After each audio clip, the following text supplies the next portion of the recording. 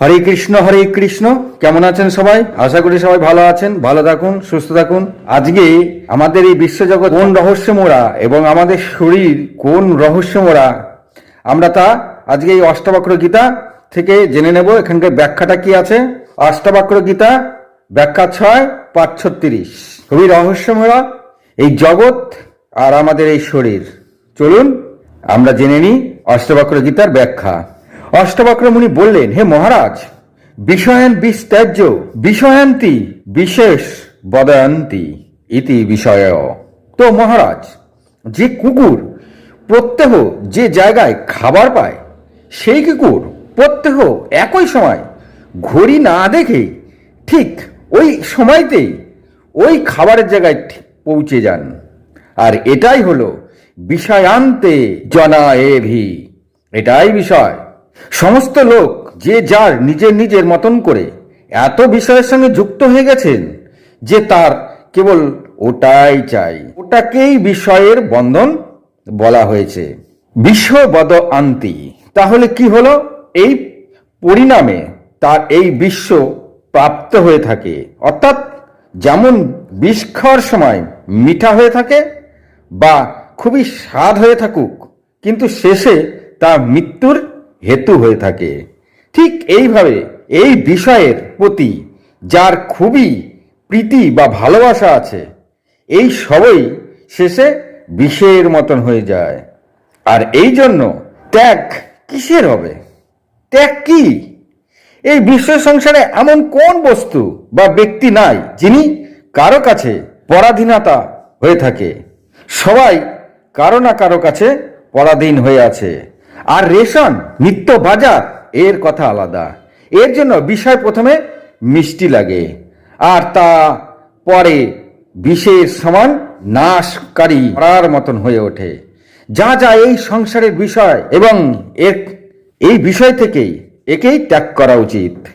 তবে যদি আপনার সত্যের পথে চলতে হয়, সত্যের পথেই জীবনাচালনা করতে হয়, সংসারের নানা বিষয়ের উপর থেকে দৃষ্টি সরিয়ে নিয়ে তাদের সবাইকে ক্ষমা করে আগে চলতে হবে।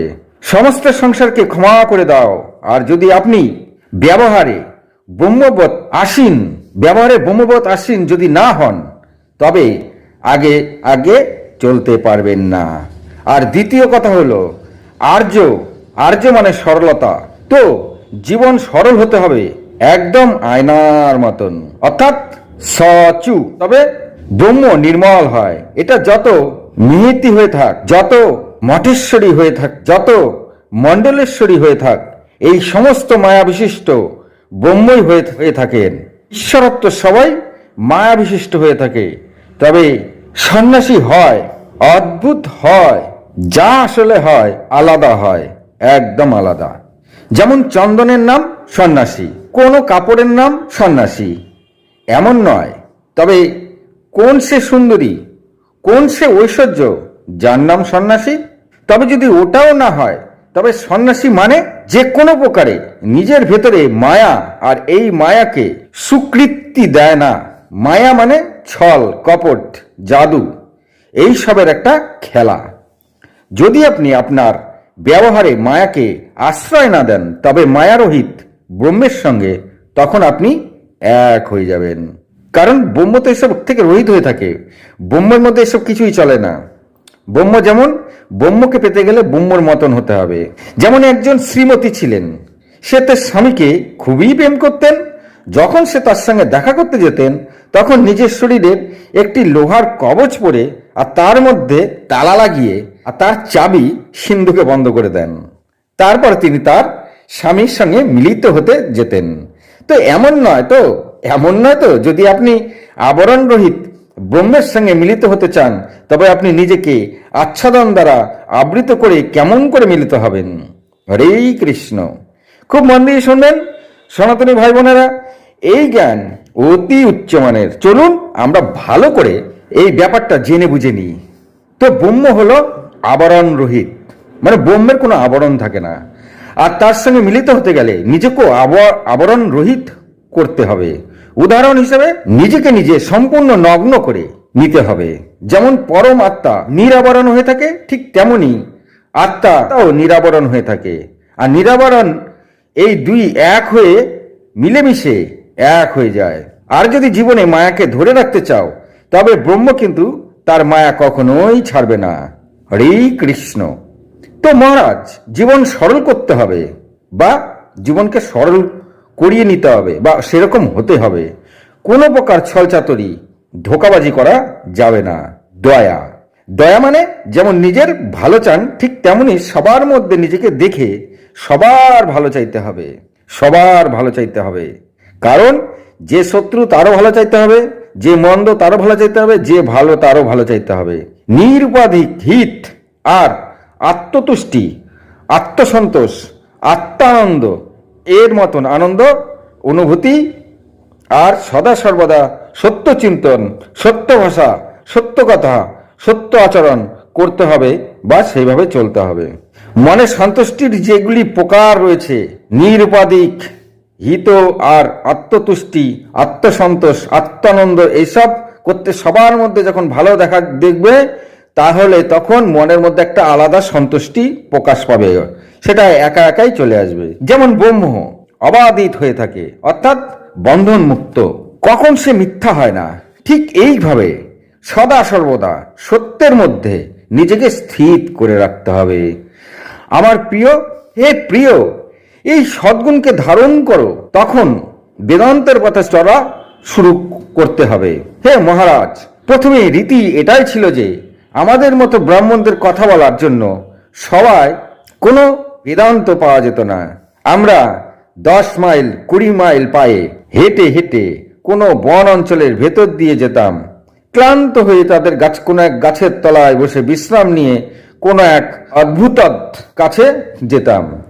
আর যে মহারাজ দুপা মাটিতে মেলে দিয়ে, মানে সেই মহারাজ দুপা মাটিতে মেলে দিয়ে মুখ অন্যদিকে ঘুরিয়ে বসে থাকতো। তো যতক্ষণ না তিনি মুখ ঘুরিয়ে দেখছেন, ততক্ষণ ওইখানে ঠায় দাঁড়িয়ে তারই জন্য অপেক্ষা করতে হতো যে কখন উনি মুখটা আমার দিকে ঘোরাবেন। আবার কখনো বা মুখ ঘুরিয়ে দেখেও দেখেন না। মনে চাইলে তিনি কখনো আমাদের সঙ্গে কথাও বলতেন, আবার কখনো বা অবাকভাবে তাকিয়েই থাকতেন, কোনো কথা বলতেনই না। মানে হলো, যিনি বেদান্ত শিক্ষা প্রাপ্ত করতে চান, তার আকাঙ্ক্ষা যখন তীব্র হয়ে যায় আর পুরো দস্তুর যোগ্যতা অর্জন করে, তখনই বেদান্ত বুঝতে পারে আর শিখতে পারে। এখন যিনি বুঝবেন, তার ইচ্ছা খুবই তীব্র, সমস্ত লোককে বেদান্ত পুরো বোঝাবেন, জীবনের যা সার এই কথাও বোঝাতে চান। তবে তাহলে বাসনাবান কে হলো? শ্রোতা হলো না বক্তা হলো? কি আশ্চর্য! বক্তা হলো বাসনাবান। আর কি দাঁড়ালো? যে আমাদের গলার নিচে সমস্ত বেদান্ত বুঝিয়ে ছাড়বেন। এবার এই যে বাসনাবান বক্তা বেদান্ত এর নিরূপণ যখন করতে থাকবেন, তো তিনি বেদান্তের সঙ্গে অল্প অল্প বাসনা সবার হৃদয়ে পাঠিয়ে দেবেন। তবে হবে কি, এখানে বেদান্ত তো পাওয়া যায়, আর সেই সাথে বাসনাও পাওয়া যায়।